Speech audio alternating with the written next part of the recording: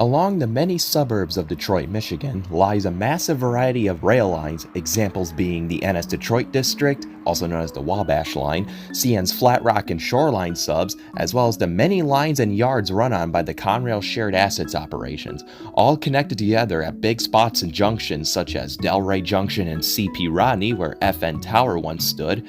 But there has always been one line that has always caught my attention the most out of all these rather iconic spots I listed.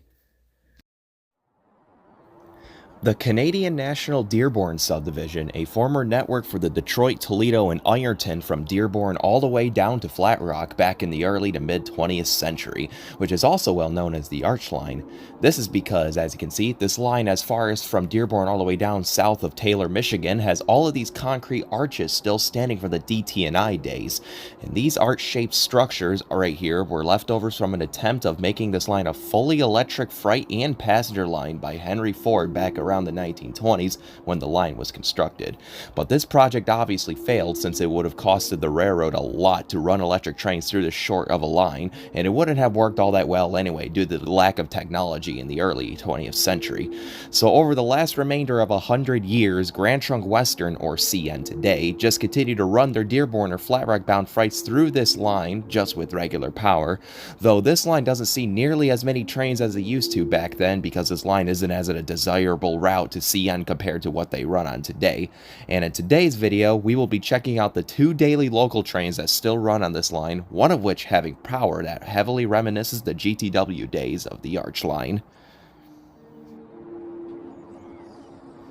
On the morning of Friday, March 7th, 2025, I make my way down south towards the Dearborn area just south of Oakwood Junction on the Dearborn Sub and Wabash lines, where these neat double arches still stand around, and I was immediately greeted with an eastbound NS train going across the junction into Oakwood Yard, which then I'll get a call from my buddy saying that he was out and about, so then I go to the parking lot of Thunderbolt Lanes to meet him there, where a lot of the Oakwood Yard action happens, and as soon as I arrived, I see L572's power working this CN/NS interchange, and that power being an SD70M-2 number 8951 and a -9 number 2706, which was lettered for the now independently defunct Illinois Central Railway.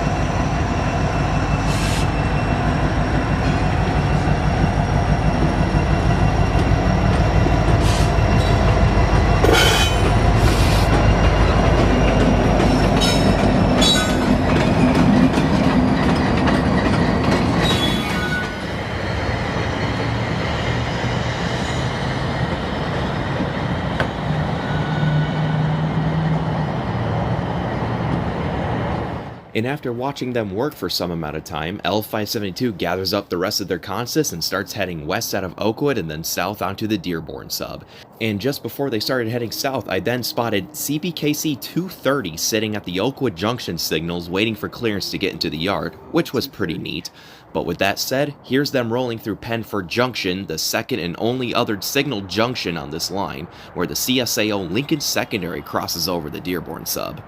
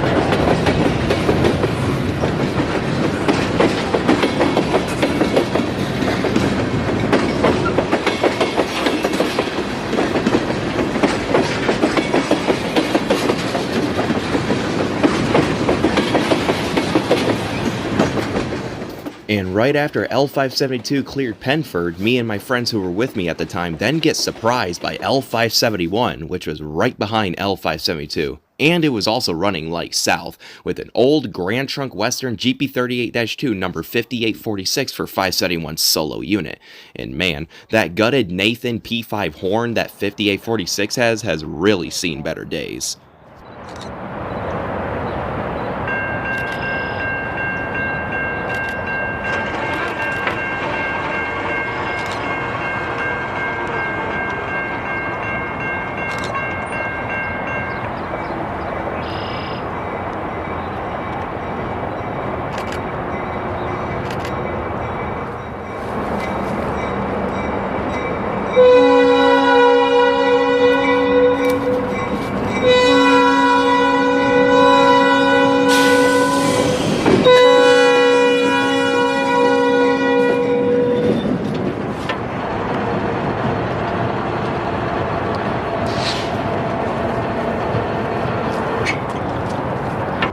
So after getting that little light move, we then searched the other lines in the area for other trains, one of which being L575, the Monday through Saturday coke drag that runs from the Dearborn onto the old Flat Rock sub through Trenton, Wyandotte, and E-Course.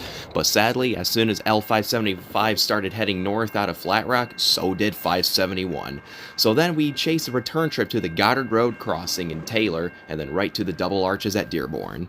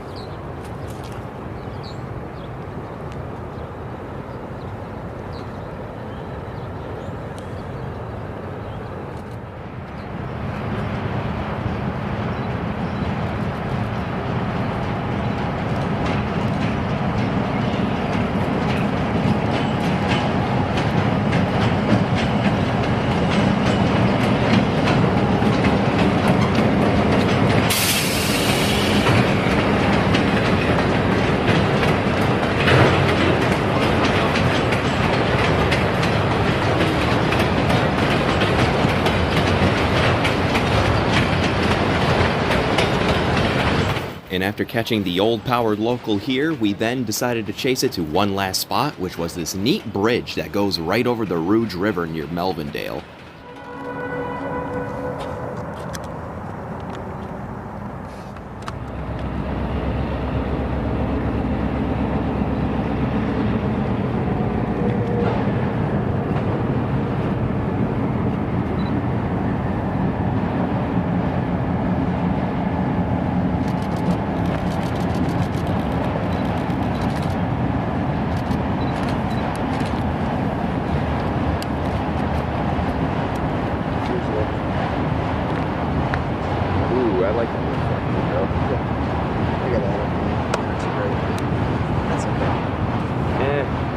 Shot a little too late, but I did get this. Yeah, that's good. Yeah, it's not too bad. I like reflection. Oh yeah.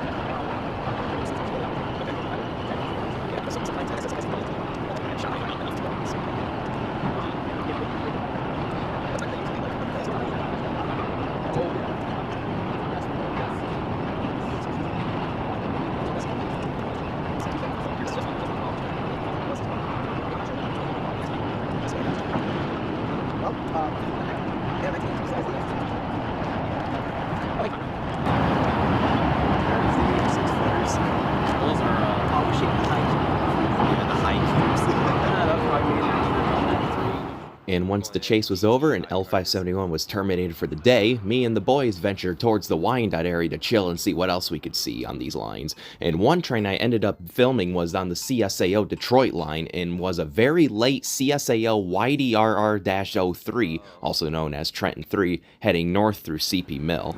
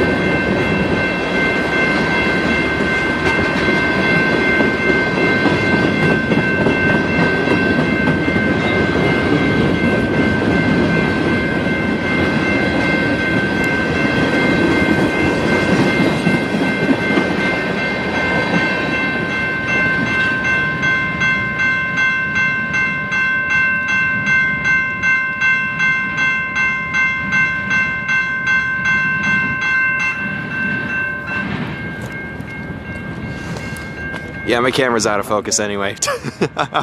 Trenton 3. You need to get the stream back. Little mini truck. Fast forward to the next day, I then decided to chase L571 with GTW 5846 on point again with a couple of different friends of mine this time, though I thought something different would be leading 571 on this day, which wasn't the case, but oh well. First up, we head towards the Champaign Road crossing in Allen Park and watch L571 work the interchange around Oakwood Junction, which is something that it obviously didn't immediately do the day before. And once the consist was fully built and good to go, we once again head down to another spot and Penford Junction once again right after, and catch the lone Jeep pull this big swaying train like a trooper. They're backing in.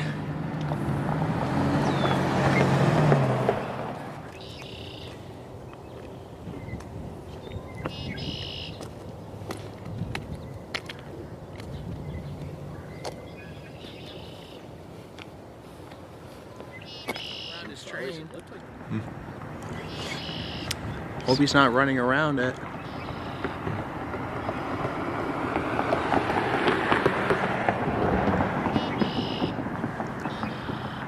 He's probably taking those in.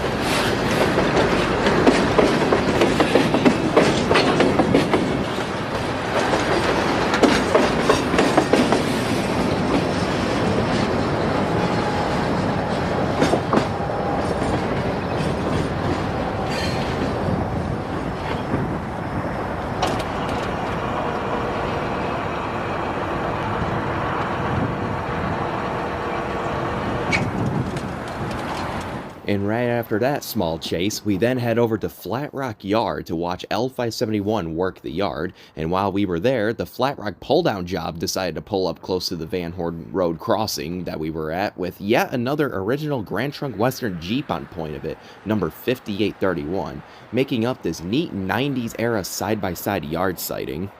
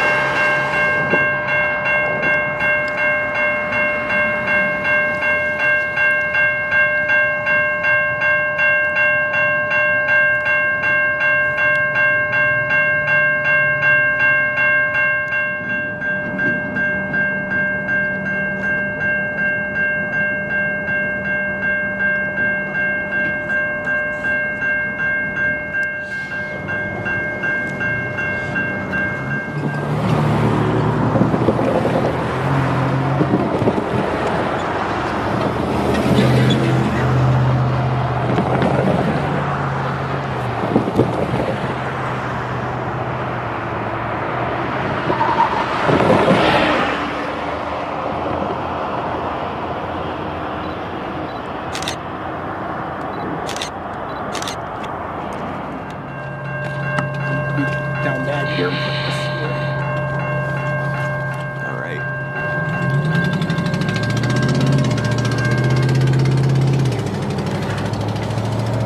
How much of an exhaust leak do you want? That ramp, yes. He's still got some stuff to do. Just watch, he's gonna stop and back up.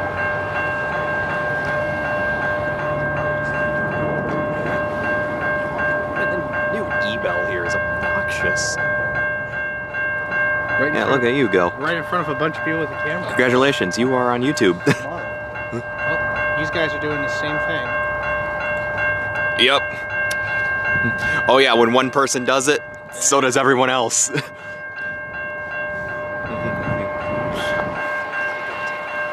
I mean, I'm not saying I want to die, but like a death by a grunk unit, that is a way out in mine, but not now. Do not cross these, you idiots. Anyways, I'll stop ranting in my video.